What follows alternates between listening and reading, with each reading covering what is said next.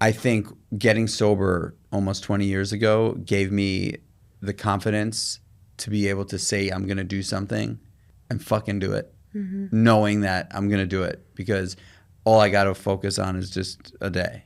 All I got to do it is for that day, and that's what getting sober taught me. That like anybody can do anything they want to do. If it comes out of their mouth, they should hold themselves accountable. You can think about what you want all day long. You can manifest what you want internally all day long.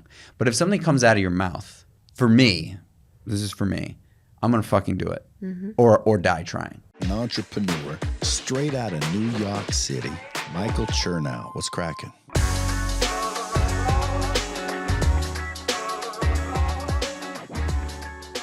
What up, y'all? Welcome back to the Kreatures of Habit podcast. I have got a guest on the show today that literally almost lost her large intestine.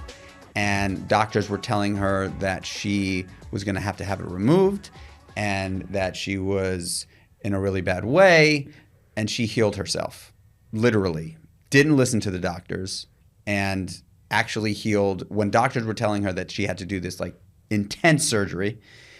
Healed herself. She's also a leading functional medicine practitioner. She is an entrepreneur. She's an author. She is a public speaker. She speaks a lot.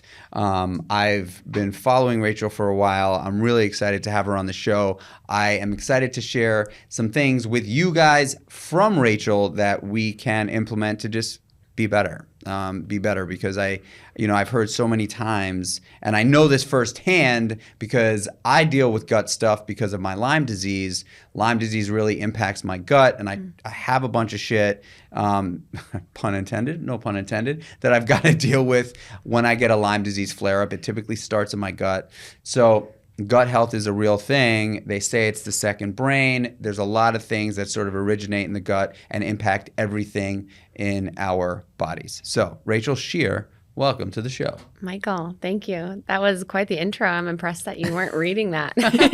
And you know so much about me. I like to do the research. Yeah, you've done your research. I'm excited. So, I do want to hear about this story because I've obviously heard you share about it before, but not on this podcast. I want to hear you share about the story of what got you going in this world of functional medicine or functional health. Yeah.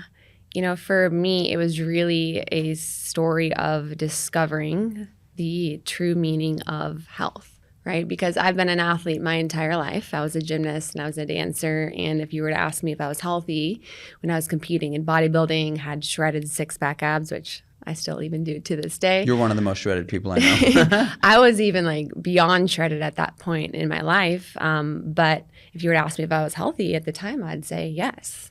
But for me, health was really just being physically fit.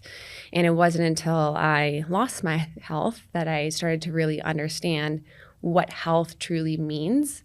And that really catapulted me into this entire healing journey of self-discovery, learning about functional medicine, gut health. But it was actually at the peak of the most physically fit that I was, competing in these bodybuilding competitions, maintaining 10% body fat, for almost 3 years consecutively, the cover of magazines, bodybuilding.com, Train magazine, that my body started to give me a lot of pushback.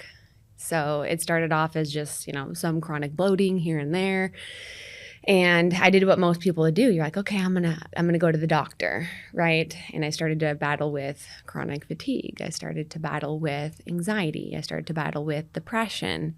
And I didn't really understand what was going on because, again, I was what I thought was healthy as I could be. And this really started this journey of just for the next year continuing to get worse and worse, actually, where literally at the end of every single day, I would look 6 months pregnant because of how bloated I was. And I actually would say that I looked like a Ninja Turtle because I had this six-pack and my belly was so distended and bloated. But it wasn't just how it visually looked. Like I was in massive pain every single day.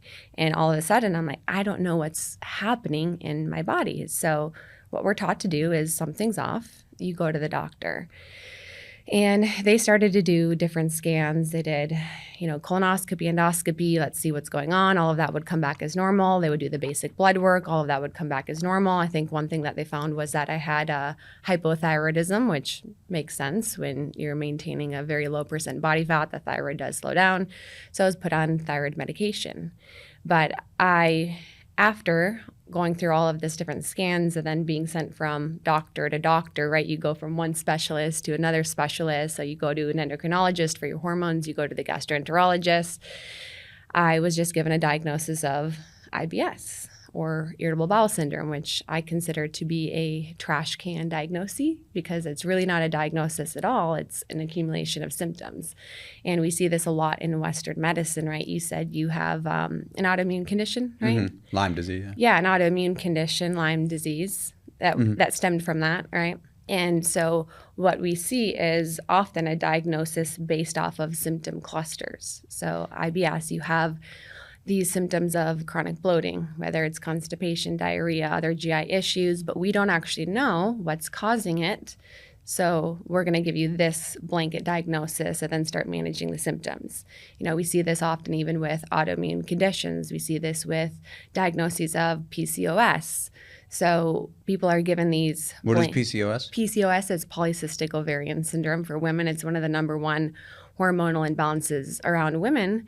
And often the solution is birth control because it's a hormone imbalance, right? With autoimmune conditions, often it can be, immunosuppressants, it can be steroids, it can be, different things like that, biologics. So we see all of these medicines that are used to treat the symptoms without actually getting to the true root cause. But, coming back to my story, I was then put on different medication because no one could really figure out what was going on. And I ended up being on a 1.5 plus medications. I was on laxatives so I could use the restroom because the motility in my gut actually completely came to a halt, where I couldn't even use the restroom at all anymore. I was put on an antidepressant because I was struggling a lot with depression. At one point I was taking anti-anxiety medications, and then I was on birth control too at the time. So I'm on all of these medications and my symptoms just getting worse and worse. And I was somebody who was very determined to figure out what was going on. And at this point, my entire quality of life was absolute shit, right? I went from being at this peak physical health and so much of my sense of worth coming also from my physical body to feeling absolutely betrayed by it. And I actually even ended up going to the Mayo Clinic because I was like, all right, I'm going to go to the best place in the United States. They're going to be able to help me. And still no. They offered me different medications. They mentioned a bit about potentially you could have SIBO, but at the time, the microbiome really wasn't talked about a lot in Western medicine. No one actually, through all of this, was like, hey, is there something going on with her microbiome, right? It was all structurally, colonoscopy, endoscopy, basic blood work, and then just giving these medications. So as I continued to get worse, I actually was then sent to a colorectal surgeon, and that was where their solution was actually to cut out my entire large intestine at this point in my life. And what would that mean if that happened?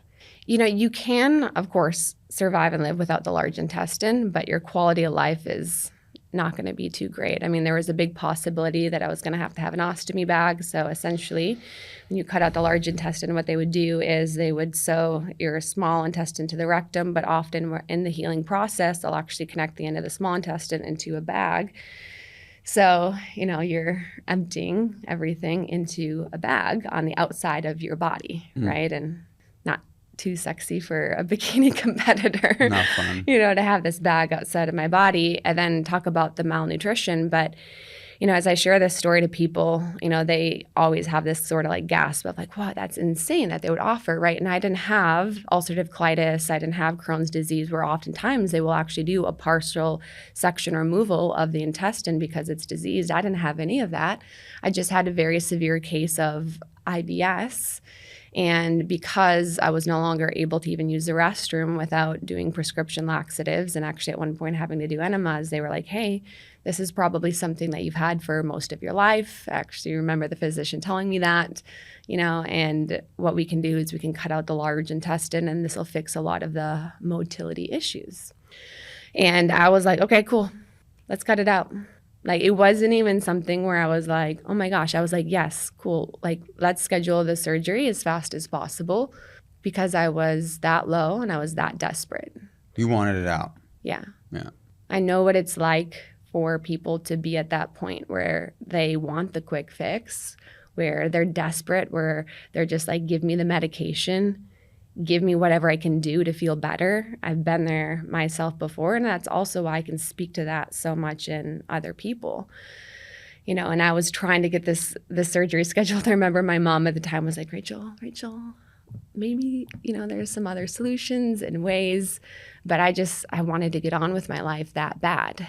But I will say, discipline and becoming obsessed with what it is that I'm doing has always been a God-given gift for me, but also it's been, on the other side of the coin, a bit of a curse too, where it's kicked me in the ass. So I was like, okay, all right, I will give it a little bit longer. And that just let this fire under my ass to literally get to the root cause of what was really happening in my body. And I became obsessed with just learning all about the gut and the gut microbiome and the bacteria in our gut and how they control everything between hormones, thyroid, adrenals, to brain, to the motility and the transit of everything throughout our gastrointestinal tract. I learned more about functional medicine and trying to get to the root cause. I ended up working with different physicians, doing different testing than what Western medicine was offering. So I did microbiome tests. I looked at how everything was really interconnected, and actually I found that I had something called SIBO. I had a severe case of dysbiosis in my gut. I had a ton of leaky gut. And that was creating this dysmotility, and not to mention, because our gut bacteria are connected to literally all the systems in our body, this was also contributing to a lot of my other symptoms: hypothyroidism, hormonal issues, anxiety, depression, because the gut and the brain are very interconnected. Of course, there was other things that were happening in my life that were also contributing to these things. But by really finding that a lot of my core issues were stemming from my microbiome and taking more of this functional approach, I was able to start to heal my microbiome, which consisted of what I call like a removal, like an eradication phase, so removing a lot of the bacteria overgrowth. So kind of like a weeding, like you have weeds that are growing in your garden. So we had to do some weeding of the garden. And then after, it was this phase of reseeding, so rebuilding back up the microbiome. This is a lot what we do with our clients in our practice. It's also a very restrictive diet for a short period of time that I had to do. So a lot of the foods that we may consider to be healthy, I actually couldn't tolerate. I couldn't eat, a lot of different carbohydrates. Fiber was a big trigger for me. So I had to do a very, very strict elimination diet. And through a lot of these different things, my body did begin to improve, and I was able to get rid of a lot of the chronic GI issues, but I would relapse. I was like, I would get better for a while, then some of my issues would come back. And that's when my healing journey really took on another level, where I started to actually realize that so much of the root causes were not just what was off in my gut or the bacteria overgrowth, right? Sometimes we say that's what the root issue is, but it was actually more than all of that. It was what caused that to be off in the first place.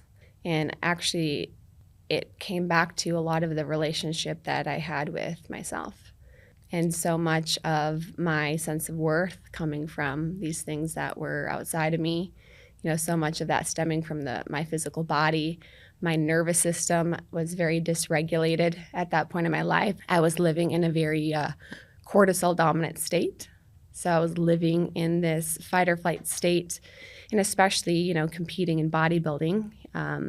We're in a very catabolic state, a breakdown state. So bodybuilders, right, will try to avoid cortisol as much as possible because it breaks down muscle tissue, but we don't think about the fact that the gut lining is also a muscle tissue. So this heightened levels of cortisol will break down the gut lining and can actually create intestinal permeability, leaky gut, which actually over time can create the onset of food sensitivities and even autoimmune conditions. So that's where even you said earlier, a lot of your core issues with your autoimmune condition have had to come back to the gut because most of our immune system is based in the gut. Potentially, I've come close to certain things. I was a bodybuilder competitively for 5 years as well. And there's no doubt that my gut issues really did begin when I was competing in bodybuilding. For sure, 100%.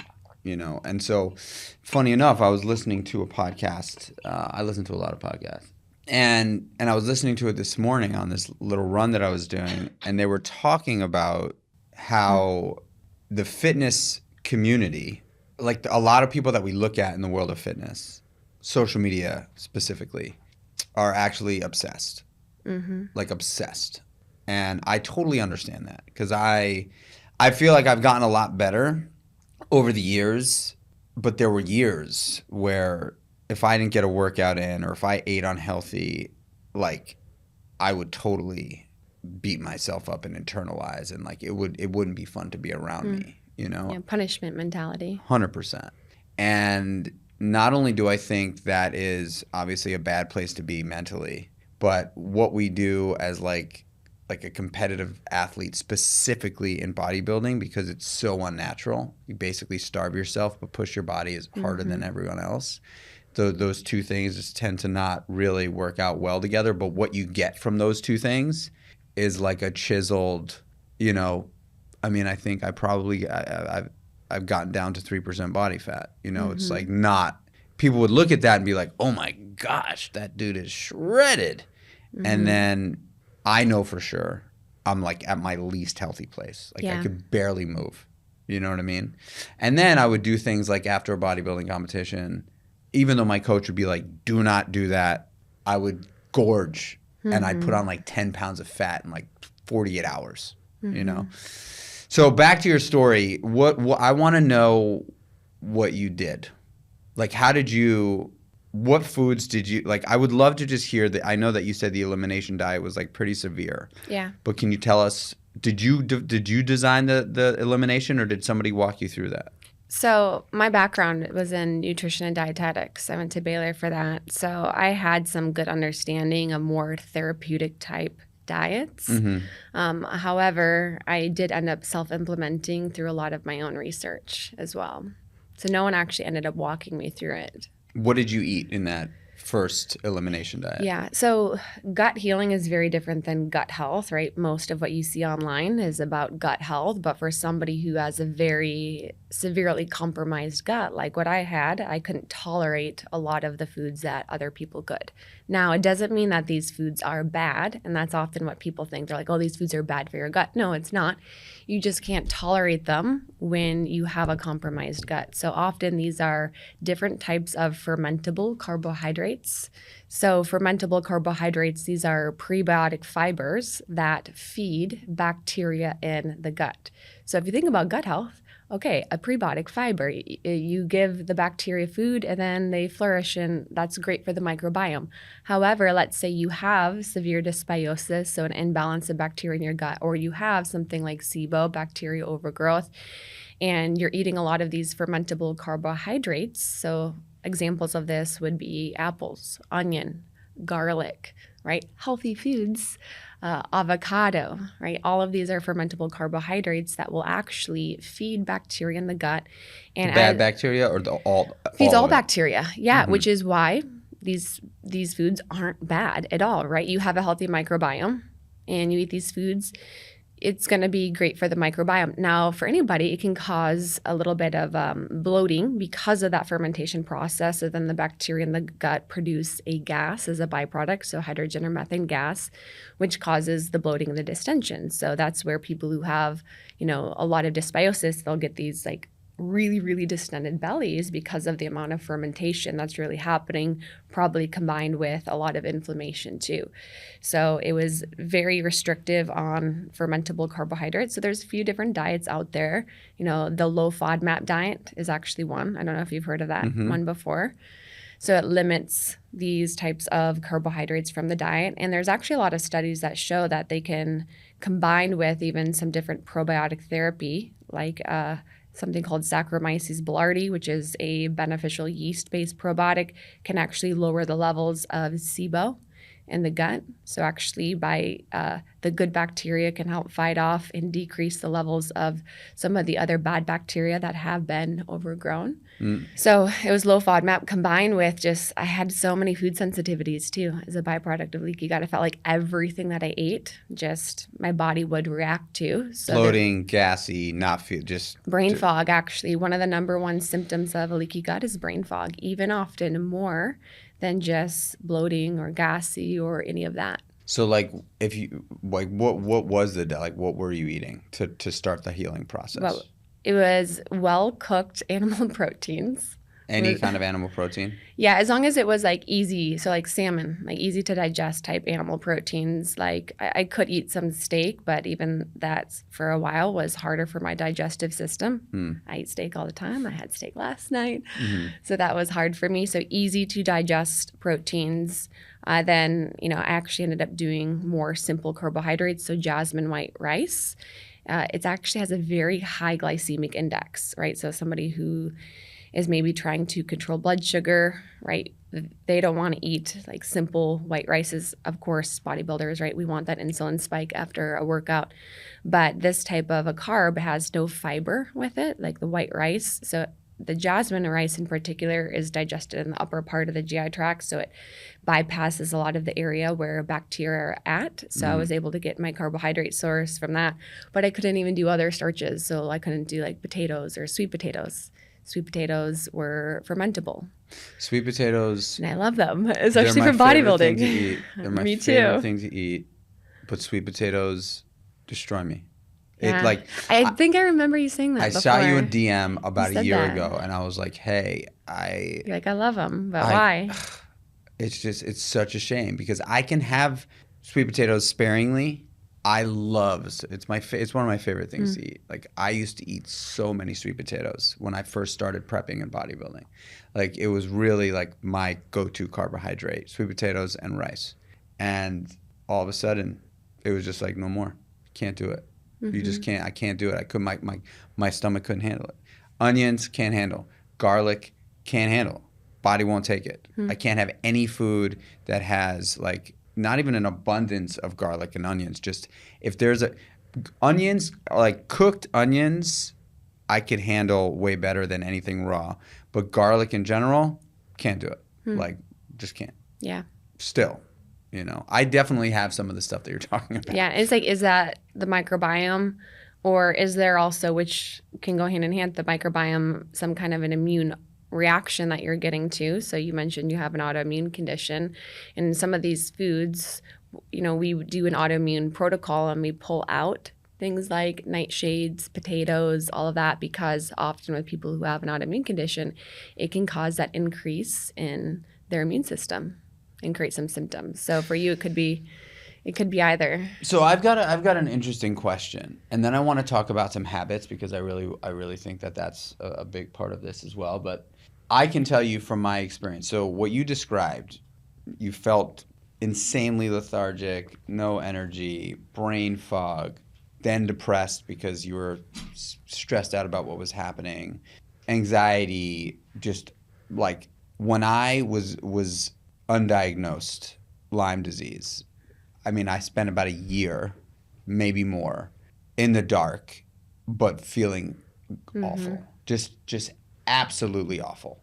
Like gut, brain, physical things would show up. I'd get these, once, you know, if there was a flare up, which was happening far more often in 2017 than it does now, but like my fingers would explode. Like I would, all of a sudden, one joint, I couldn't move my finger. And then there'd be like these little nodes that would show up on my knuckles. And I'd get blood work from my doctor, my general prac. practitioner. And he'd be like, I don't know what to say, man. Everything's okay. And I'm like, Doc, I don't. You are the picture of perfect health. Yeah, I'm like, You're dude. like, He's like, you're fit. Yeah. You're in great shape. You eat well. I'm like, I hear you. I want to die. Like, I feel so bad. I feel so bad. I can't move after 4 o'clock in the afternoon. And most days, I really don't want to get out of bed. Like, and so finally he was like, and my wife got sick and tired of hearing it. My mother, because I would call her too, be like, okay, my wife can't hear it. I got to tell somebody. Yeah. The doctor was like, you need to go see a psychiatrist because I do believe that you're dealing with some sort of depression situation that is far beyond your physical situation. Then there's the medication. Went to the psychiatrist. Psychiatrist was like, sounds like you're dealing with some severe hypochondria. I'm going to put you on an anti-anxiety. And I was like, I've never, like I've gotten, by the way, like just whatever, no problem with people taking medication for issues that they've dealt with. Same. But I knew that this was not something that I was fabricating. I knew it because I had proof. I'd be like, look at my hands, look at my feet. Like, look, I'm like, I don't know, but the doc was like, do it. My wife was like, maybe you are you're stressed out at work. You're building this business. And this is before I had Creatures of Habit. This is when I was in the restaurant business and I had a bunch of restaurants and it was a lot. But regardless, finally, I met a functional medicine doctor. And this guy came, highly recommended, in New York City, treated, all the latest and greatest, in the world of entertainment. And I sat down with him. He looked at me, the South African dude, and he goes, you got Lyme disease. And I was like, I've been tested so many times. He's like, no. He's like, you don't have to tell me anything. He's like, you have Lyme disease, and it has affected every component of your body. And I was like, how do you know that? He's like, because I do. He's like, we're going to get it tested. So he sent me to this lab, this small little lab on 30th Street. This guy's name is Dr. Frank Lippman. Tests come back 3 days later, glaring Lyme disease, 2 co-infections. And he's like, we're going to get to work right away. The reason why I bring that up is when I got my diagnosis, I felt immediately, not the symptoms just didn't magically disappear, but I felt better. I felt physically better. I felt emotionally better. I felt mentally better. And I went right back to that psychiatrist and I was like, hey, dude, I just need to let you know that like this was a real thing. I've been dealing with this. Nobody could figure it out until I met this person. But here's your fucking medication. Thank you. You actually went back? Oh, I did. I love that. 100%. And I was not like a total ass, but I was like, you need to do a little bit more diligence before you just go prescribing medication to people. Yeah. Because like I'm not saying that me being on the medication changed my life necessarily, but it certainly dampened my ability to connect with people. For sure. I felt that. Yeah. And so I just know that like once I felt like I had a diagnosis and I felt like I had somebody that was there that was like, no, we're going to figure this out. Like this is what you're experiencing is something. It's not in your head. And it's not like your anxiety impacting necessarily. The anxiety that you've had and the cortisol and the fight or flight that you've been in over the last year has certainly impacted your body. And the fact that you've been like in a calorie deficit for God knows how long. But did you feel when you started to feel like, okay, I understand what's happening here? Did you feel like 100%? And everything that you're explaining is what I hear every single day with the clients that now come to my functional medicine practice. Is they go to their traditional Western medicine physician, they know something is off, but it comes back to these chronic health issues. So it's the anxiety, it's the depression, the chronic fatigue, it's the brain fog, it's the bloating, I feel like my hormones are off, and it's basic blood work. Or my example, they'll send you to the specialist, right? You were sent to the psychiatrist, and then, You're given diagnoses. If nothing comes back majorly off with the blood work, which the blood work, right, we are looking at based off of other sick people, and it's minimal type testing that insurance will actually cover. It's very different from what you probably saw with functional medicine testing. Like, they're not testing for Lyme's disease. They're not testing for toxic heavy metals in your body. They're not looking at, you know, your entire adrenals and how you're producing cortisols. You're not looking at how you're metabolizing your hormones. They're not looking at how all of that's interconnected, your microbiome for a leaky gut. Like, Western medicine isn't looking at any of that. But what's even more unfortunate is, you know, for the people who don't come back with something that is off, they're just given medication to manage their symptoms, which I agree with you. You know, medication is totally fine. And for some people, it gets them to where they need to be able to do a lot more of the healing work. Like, I'm not against medication at all, but I just am for getting to the root cause. So where it becomes a problem is we are utilizing medication to fix when it's not actually fixing anything. And oftentimes you get on one medication and then you get symptoms from that medication, and then you're now put on another medication to manage that symptoms. And, you know, an interesting question to think about is, do medications actually have side effects, or do they just have effects that we don't market, right? So I hear these stories all the time, and it's also coming back to somebody who genuinely cares. Like, when I created Scheer Nutrition, my practice, you know, because I had walked where all of my clients had walked before, I wanted to create an approach that would give them what I wish that I had. So I had such a mission of, like, I want to give other people this approach, which requires looking at somebody's lifestyle, like actually getting to know them, right? If somebody would have taken the time to get to know me in my life, it would have been a lot more obvious as to what was going on, right? I was overtraining. I was in a severe caloric deficit. And if they got to know my stress, or maybe even looked at my nutrition, and then if they had ran some of these additional labs, it was just like, okay, all of this makes sense, but no one actually got to get to know me, right? Similar with you. It was just brushed off. Everything looks good based off of the labs. Let's send you to somebody who can specialize in what one of your symptoms was in, depression or anxiety, and give you that solution there. Well, I think it's also pretty, you know, specifically with, like, you know, these sort of mystery autoimmune things. Like, I think for your situation, it was a little bit more flagrant because you had, like, a distended belly, and, like, you know, you were struggling with things that typical, like, normal people are able to do, like go to the bathroom when you have to go to the bathroom and things like that. There's a lot of these sort of, like, mystery diseases that, like, really end up manifesting in a mental, like, in a mental capacity for people, because when other people look at them, they're like, there's nothing wrong with you. Like, your doctor it's like, what does that mean, though? Nothing's wrong with you. Like, just looking at that person and saying they're physically fit, basically, right? I think or if you're overweight, clean up your diet, eat healthier. Here's some medications for that. Here's a statin, you know, here's cholesterol medication, same, you know, solution, right? So I feel like we're at a very big paradigm shift, actually, in our healthcare. Really what we have is sick care. Totally. It's not healthcare. And functional medicine is going to be the forefront of what healthcare really is, which is a root cause approach. It's looking at the body as an interconnected system instead of a random collection of independent organs, right? It's, you know, primarily using dietary changes and a lifestyle. It's actually getting to know somebody and their lifestyle and what's actually happening there. It's not just eliminating chronic disease, but it's preventing them from happening in the first place. And I think people are sick and tired, right? Your story, like in my story, it's not unique. Unfortunately, it's not unique. I think most people who will listen to this will feel that calling of, like, yeah, that's me. And I feel so overlooked. And women in particular experience this a lot, right? Women are often brushed off, even more so than men, from their physicians for a lot of their core symptoms, and then they're just offered birth control for their hormones or an antidepressant too.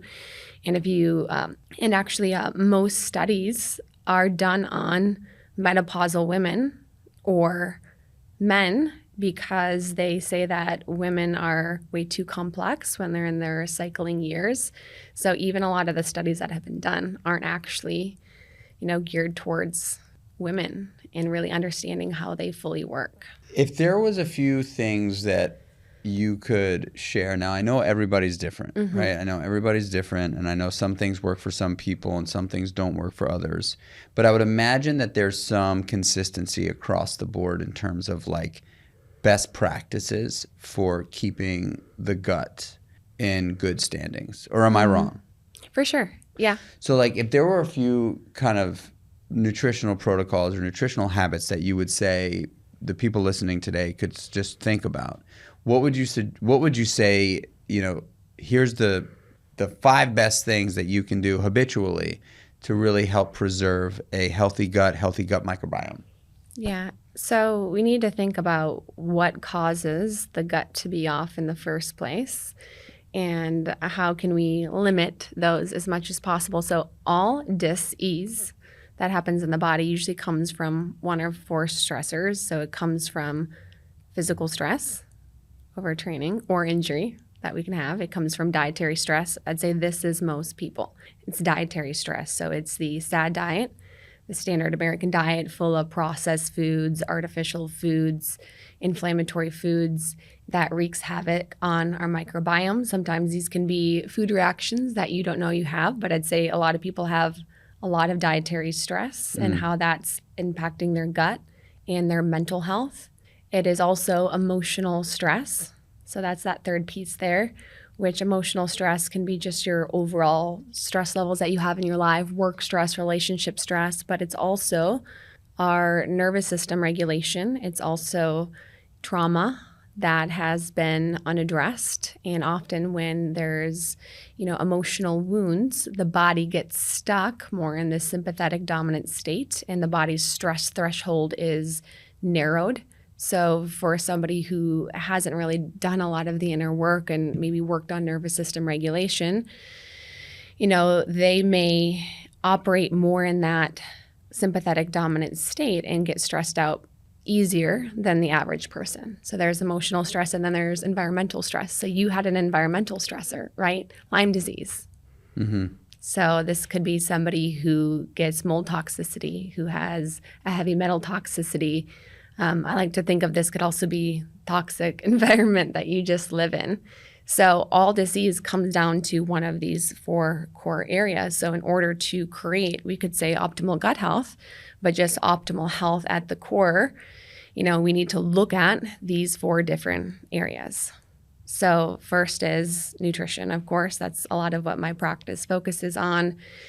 And this is going to sound really simple, but it is just focusing on eating real whole food as much as possible. I know that's not the advice that a lot of people want, and they know it. And there's a difference from knowing it than actually doing it, though. Right? So my diet when I was competing in bodybuilding, I'd say there was a lot more processed foods, pre-workouts, post-workouts, a lot of artificial sweeteners, which we know can wreak havoc on the gut microbiome. So my diet was a little bit more of it fits your macros, which macros are important for body composition. I was incredibly fit. But if you can think more about like the micros and the quality of food, that's really what's going to play the biggest role in your overall gut health and microbiome. So animal proteins, fruits and vegetables, rice, quinoa. Polyphenols are great. So a diet high in polyphenols. Let's talk about polyphenols. Polyphenols, yeah. So they're what give fruits and vegetables their bright colors. So they act as a prebiotic. And they also are great for supporting the immune system. So supplements that are polyphenols, resveratrol, curcumin, turmeric, actually green tea is a type of a polyphenol.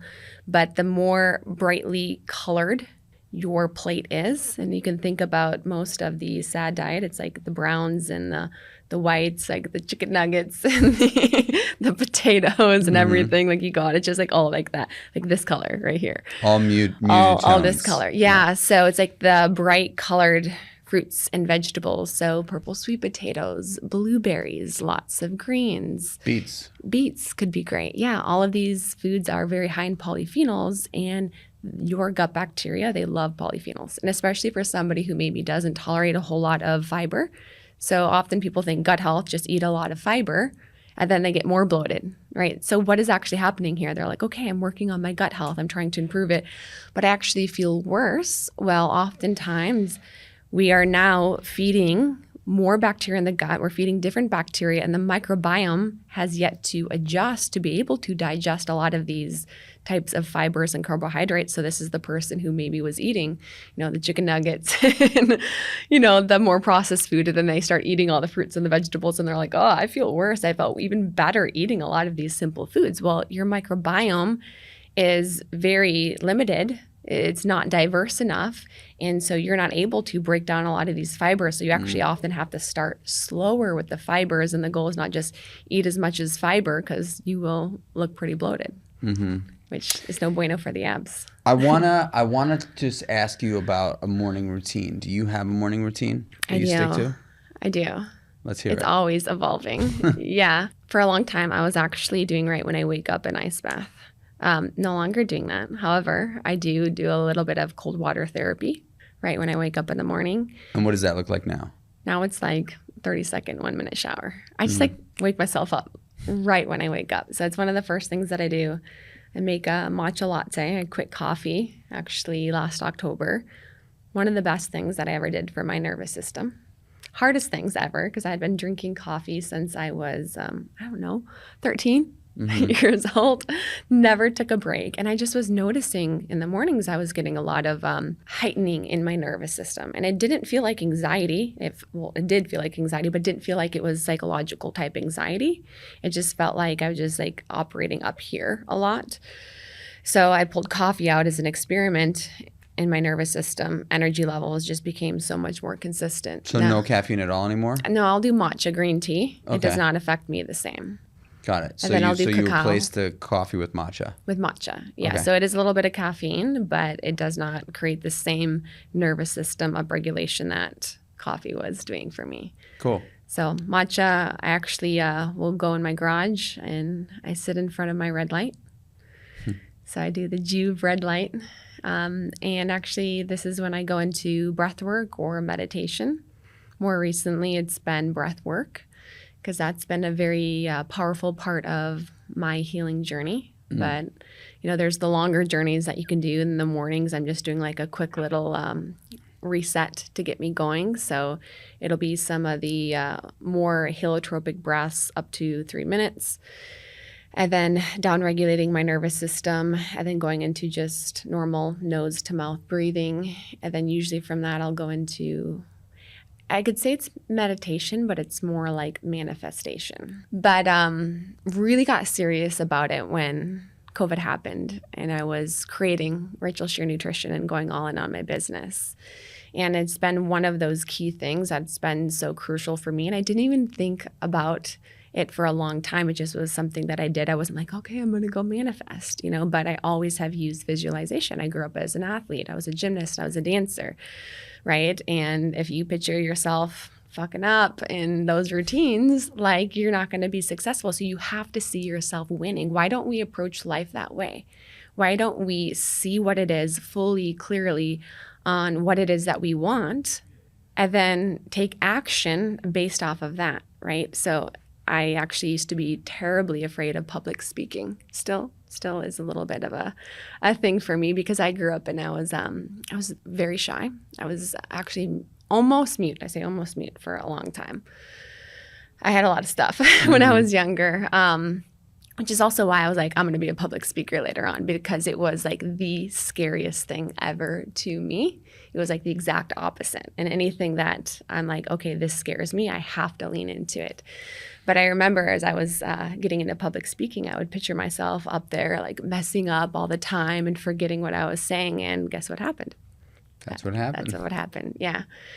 Until, I started to really get very clear on creating the life that I wanted. So actually in COVID, what I would do is I lived in this like $1,200 a month apartment with my sister. I was probably making at the time, I don't know, $3,000, maybe $5,000 a month on a good month. But every single morning I'd wake up, and everybody's freaking out. It's like the pandemic. And for whatever reason, I was like, this is my time. This is my time. Like, we're going all in. And I would grab coffee at the time, and I would go outside. I'd go down to the park. I would get outside of my apartment building, get out of my environment. I'd put on some meditation music, and then I would just picture my life and my business. This is 4 years ago. This is 4 years ago. Let's go. This was 4 years ago. Wow. I love that. It's been a fast journey, but this is also when I got very, very serious about creating the life that I wanted for myself. So I would picture Rachel Scheer Nutrition, one of the top functional medicine nutrition practices in the United States, but I wouldn't just think it, I would see it. I would feel it. I would experience that celebration. I would see myself speaking on stage with utter conviction and sharing my story. And I could actually tell you exactly what I was wearing and what I was saying. I would see all of it. And, by the time I would be done with all of this, my whole body would have chills running through it. I would be vibrating on such a high level. And everything outside of me, could be literally like the world was ending, which it actually was at the time, which was what's so ironic about it. But I was visualizing just so much creation and me really stepping into my fullest power. And that next year, here we are. I love that you said manifestation, because I too am I don't manifest all the time in my meditation practice. Actually, I haven't done it probably in a while, but I started doing manifestations in COVID as well. And we have a pretty similar morning routine.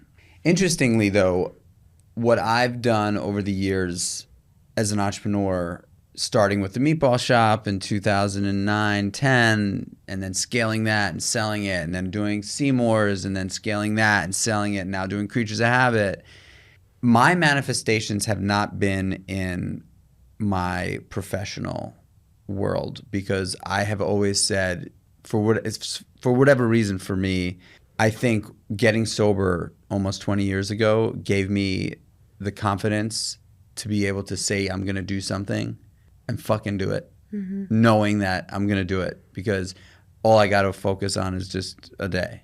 All I got to do it is for that day, and that's what getting sober taught me, that anybody can do anything they want to do. If it comes out of their mouth, they should hold themselves accountable. You can think about what you want all day long. You can manifest what you want internally all day long. But if something comes out of your mouth, for me, this is for me, I'm going to fucking do it, or die trying, And so for me, professionally, I've manifested through speaking about what I'm going to do. And I have a vision, and I share the vision, and then I fill in the blanks there for professional life. My mental manifestation stuff, my meditation manifestation has been in outside of my professional life and in my personal life. And I have literally, over the last probably 3 years, been building the dream environment for my family. And I could tell you exactly what it looks like. And it has, a view of sunrise all the way to sunset. And it's not as much the house that I'm building, because I could tell you exactly what that looks like too. Just like you could say exactly what I'm wearing on that stage, in that thing. I know exactly, and it's always right behind me here. So that piece is not the most important piece, because I know it's behind me, and I take glimpses at it, and I see my wife and kids in there. But really there's this sunrise to sunset sort of view that I have been manifesting with this environment, and I'm really, really happy in this place. And I know that is going to happen, and I'm not putting a time frame on it, but I know that it's going to happen. And there's going to be this time where I'm sitting on this place, and I've got my feet up like this, and the porch is this really beautiful gray wood, and it's super long, and this is all glass, and I'm staring out at this place, and I'm looking at the mountains, and there's this sunrise to sunset view, and I'm I haven't even shared that out loud before, actually. So I'm so happy you brought that up, and sort of now it has to happen. Now it has to fucking happen. It has to happen. I believe in manifestation. I think it's such a real thing. Yeah. It's such a real thing. No one on the podcast has actually shared about their, a lot of people share about meditation, red light therapy, cold plunge. All the biohacking stuff. Yeah. I really think that's the secret, and it's only a secret because I think most people don't talk about it. And I didn't even think that much of it until, people started to ask me questions about, how I got to where I am today. And I'm like, I don't know. I just saw it every single day. And then I took action based off of that.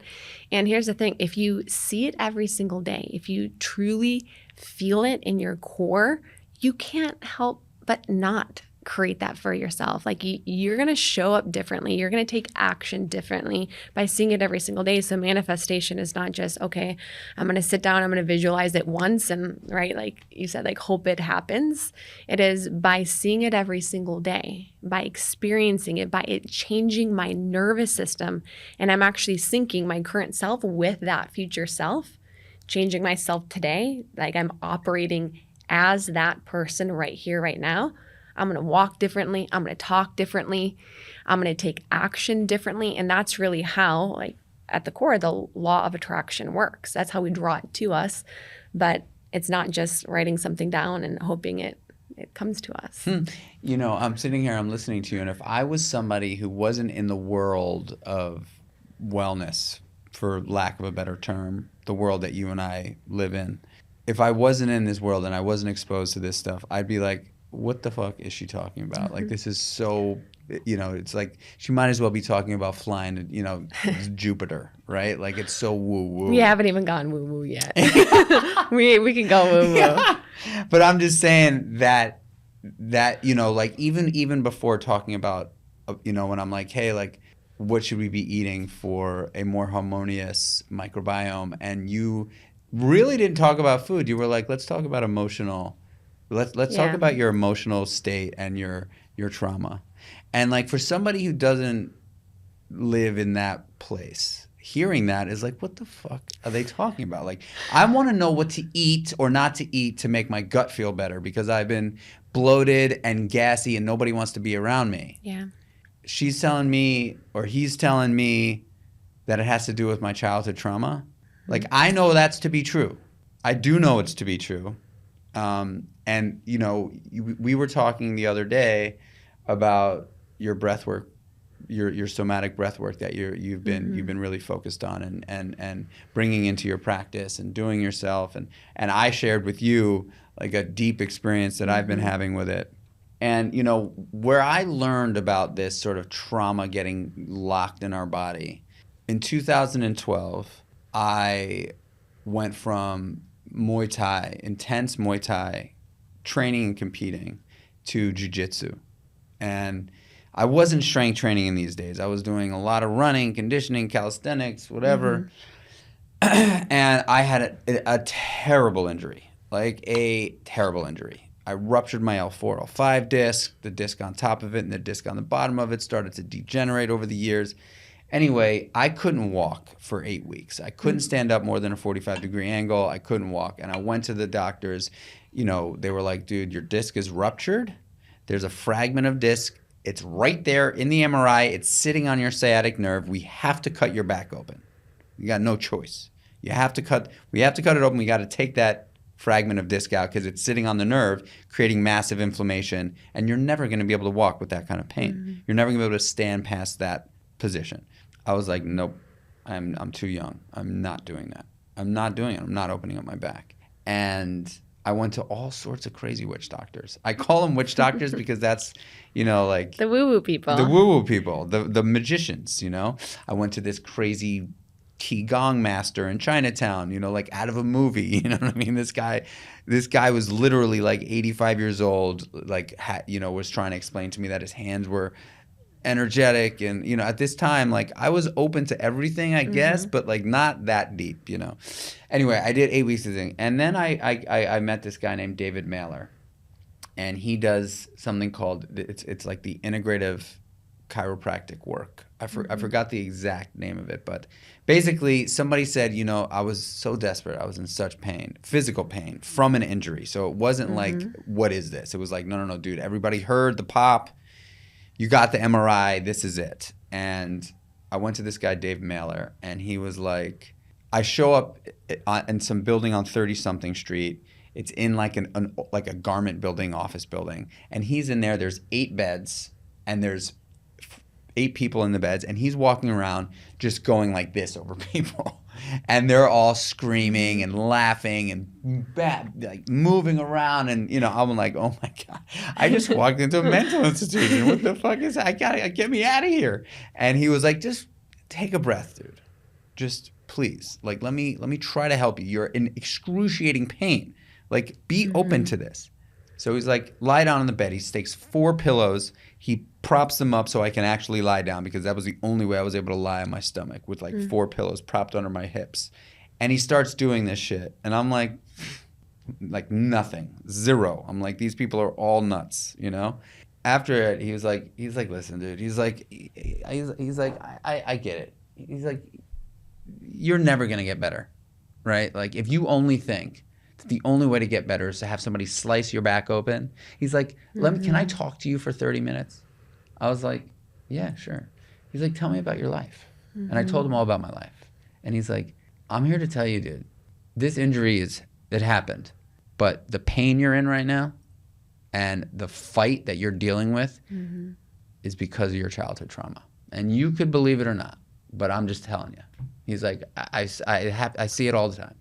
You carry trauma in your spine predominantly, is what he told me. And he's like, I want you to do this. I want you to fucking go home, think about whether or not you want to come back here. If you choose not to come back here, totally cool. But if you choose to come back here tomorrow, you better come in with an open mind, because I'm here to tell you that I can save you.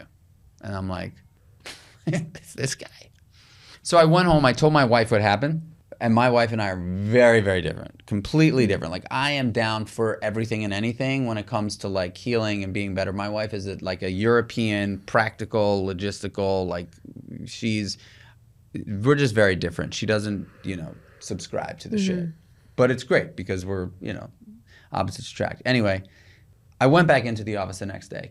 I was like, Mike, you have to be open-minded. I was like, you pray every morning. You've been meditating for a long time. It's okay to like just be open-minded to something completely different. And this is early in my journey of like wellness, right? Anyway, I am like totally open-minded. And I'm like, and he was just like, listen, he's like, and what I mean by being open-minded is he's like, if you feel anything, go with it. You feel like you want to laugh? Go with it. You feel like this is stupid? Make a noise that sounds stupid. He's like, you feel pain? Scream. He's like, just go with it. Be open, dude. Like, this is like an opportunity for you to be completely free and open. And I'll work on you. And I'm here to tell you that I had an experience that was like insane. And I kept going to him because I was having these, and this is kind of like my breathwork stuff. I went back to the doctors about 2 weeks later, 3 weeks later, something like that. They took an MRI. They were like, wow, the fragment of disc is no longer sitting on your sciatic nerve. It must have shifted. Let's try to do a cortisone shot. They gave me a cortisone shot, and I felt like it was like the way I describe how it felt was like somebody opened up a can of soda. It was like, my back completely opened up. I flattened out. The pain wasn't totally gone, but I walked off the bed and never looked back. And so what I'm saying, and I'm sitting here with you, and it's just so nice to be able to share stories back and forth because I have so much identification. Yeah. I have so much freaking identification with it. And there's so much more that we just don't know, Yeah. It's interesting. We spend a lot of time in the personal development space working on the psyche. So we work on our mindset and we work on storytelling. Right, the stories that we tell ourselves, which is great. We should work on that. But we really miss out on the greatest piece of personal development and healing, which is the body, the mind-body connection. So the soma, right? And most of us are very disconnected from our bodies. So soma, body, means ability to feel. So it's sensing, like we are sensing beings at the core, like we are animals. We are intuitive, and a lot of us are disconnected from this. And a lot of what somatic work is this reconnection of the body back to the mind. But in order to, right, create the life that it is that you want, to be able to feel the fullness of life, right, to be able to feel all of it, like your vision, to be able to feel what you are manifesting and want and desire and all of that, we have to be able to feel.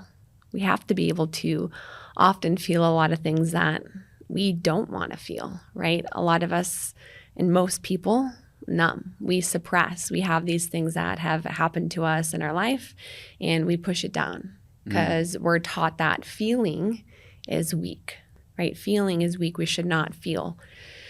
And over time, this is where we create this disconnect. So at the core, right, health, I believe, really is the ability to experience the fullness of one's emotions and experience the authenticity of ourself, to be able to bring that into everything that we ultimately do.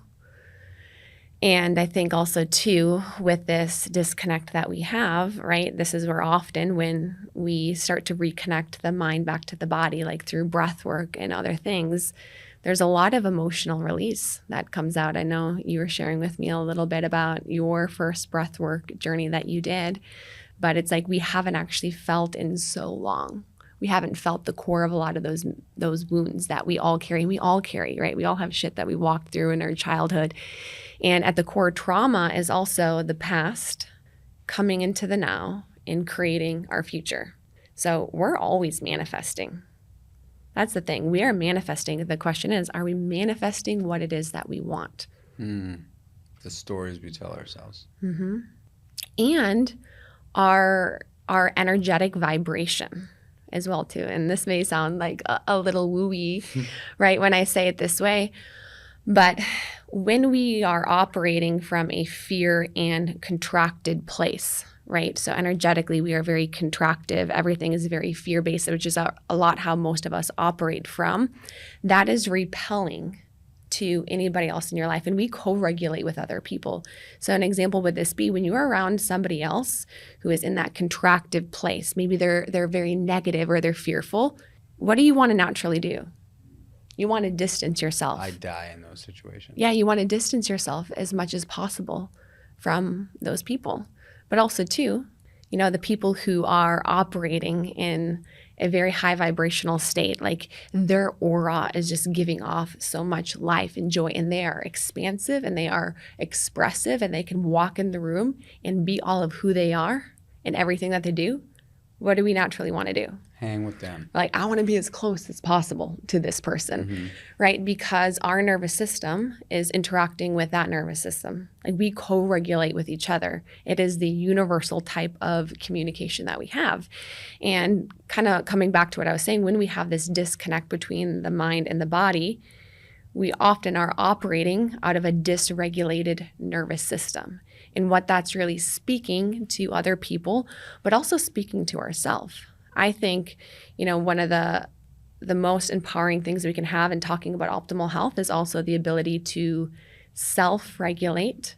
So you can think regulate meaning the state that we are in. So if I want to be in a sympathetic state, a action state, which is a lot of entrepreneurs, we operate in this, I have the ability to go in it. But then I have the ability to come out of it. And I have the ability to choose what state I am in, so I can ultimately choose my emotions. I can choose my behaviors. I can choose my, you know, physiological responses that I have. And you can think about most people where they operate from, everything is very reactionary. Everything that they do, it's fear-based. And, you know, for a lot of people, they're stuck in one state or the other. Right? So being stuck in a sympathetic state and unable to exit that, that's the person who's driven a lot by anxiety in their life. And often the body will do what it needs to do in order to heal. So this person will experience burnout. I don't know if you've ever experienced burnout before. I have early on, because I was living in this state. I was living in that state. So my body said, you know what? We can't live here. So I'm gonna either make you sick, compromise your immune system, or I am going to force you to be extremely tired so you can rest. The opposite side, a lot of people can live in the parasympathetic state. That's depression, right? So they're just, think about laying on the couch all day. They don't want to move. They don't want to take action in their life. So that's where I truly believe, the greatest personal development we can do at the core, like you want to create the life that you want for yourself. You want to be able to like manifest. You want to be able to walk in a room and other people be like, holy shit, this person, like, and to be the fullness of all of you. It goes back to reconnecting the body to the mind. So it's a lot of the somatic work. And I think breath work actually has been one of the greatest tools, because the nervous system is the mind-body connection. And what we're working on is rebalancing the nervous system, but also too, it's through a lot of the breath, we allow for the emotion to be expressed that often hasn't been expressed for most of people's life. They have to actually feel. They have to actually, and for a lot of people, anger comes up, sadness. I know the first time I did breath work and I was getting into the heightened state of it all and the upregulation, like all I could do was cry and just bawl my eyes out. Like that's all that I could do. And I've had some of the most profound healing experiences outside of therapy, outside of coaching, outside of everything has come from doing somatic breath work. Me too. Yeah. Like undoubtedly, and for me, I had no idea it was coming. Mm-hmm.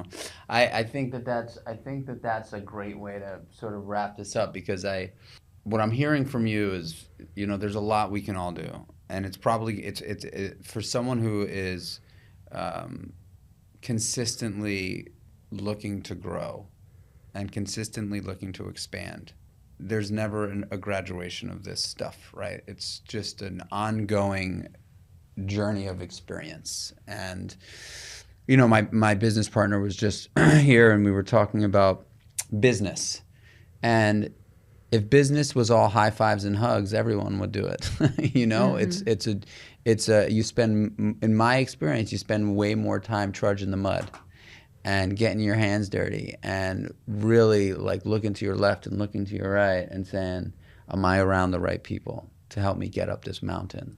And I think the same thing with this sort of world of, I also love that you sort of in a loose way sort of describe this, like there are people that walk into the room and suck the energy right out. Mm-hmm. And then there are people that walk into the room and add nothing but positivity and optimism and energy. And those are the people that you're just like, I really want to be close to that person, mm-hmm. And I don't think that those people necessarily are intentionally being like, oh, I want to be the optimism person that walks into the room. Mm-mm. They're just taking action in their life to consistently be better and expand, and not necessarily be better, like better than someone else.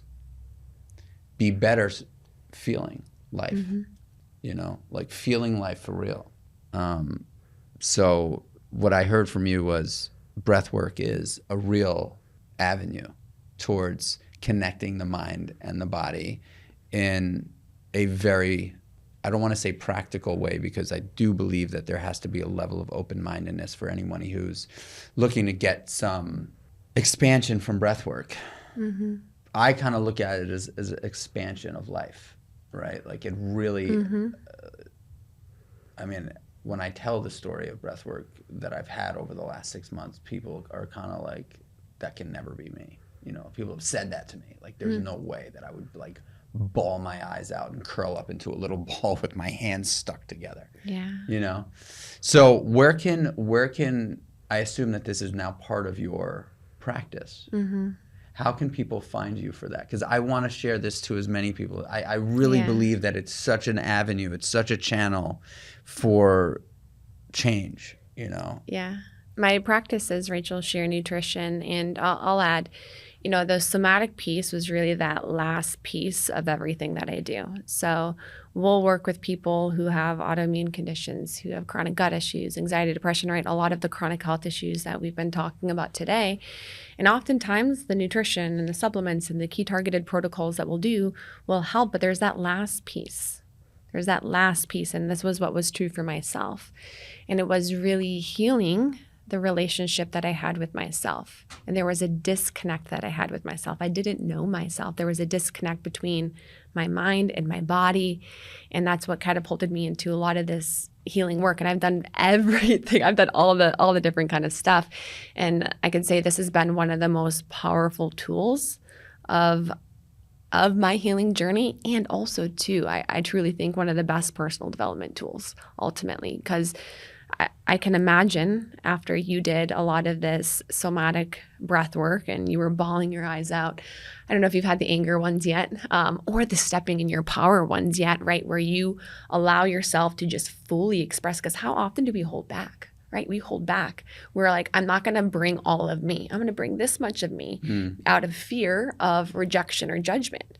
So I also think it's this beautiful practice of being able to bring all of me, let all of me out.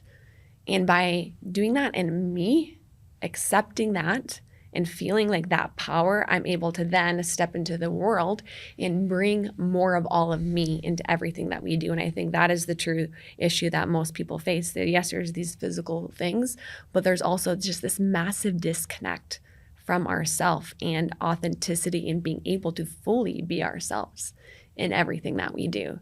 So I'm curious, after you did that work, how do you feel like you stepped back into your life? Did you show up a bit differently? Things that have happened since I've had, so the breath work started out really awesome, and it was just very positive and made me feel like there were a few things that showed up. And the first one was like, I felt love like beyond anything I've ever felt before in my entire life. It was like a pure feeling of love. And I didn't know that I understood what that was until I had this experience. And I'm honestly saying that, you know, like it was like so tangible that I could smell it, feel it, taste it. The second one was, the second experience that I had, which was the very next day, was an affirmation that I'm on the right path. And it was basically this mantra that just showed up in my head that just kept on saying, you have everything you need. You have everything you need. And I was so happy. I was crying tears of joy for a long time. Like if I was like, oh my gosh, I'm so grateful for this moment. And then the next many have been very tough, very sad, very unearthing trauma. Yeah, cathartic. Yeah, very, very. The therapeutic experience of those breathwork sessions.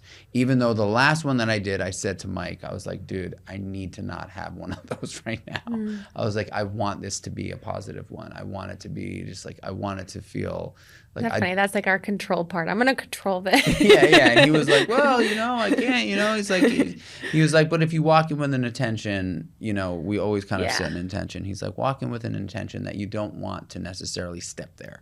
Because the last few that I had were very, very, you know, hard. You would do well with some like stepping into like your power type when you ones. Said that, when you went like this, I was like, I want to do that. Yeah, I mean, you roar and you yell and like let it all out of like that full expression of self. It's powerful. But it's whatever comes up. This was awesome. Thank you. We talked about so much. I know. We talked about so much, and we covered all the topics that I was interested in talking to you about and more. Yeah. And I'm so happy we ended on breath work. And I'm so happy that you said it's probably the most powerful tool that you've encountered and now have put into your personal practice and help others with. So everybody listening, if you want to step into that world, please reach out to Rachel. I think that she has got an unbelievable voice in the space, also has an incredible audience of people that are listening to her.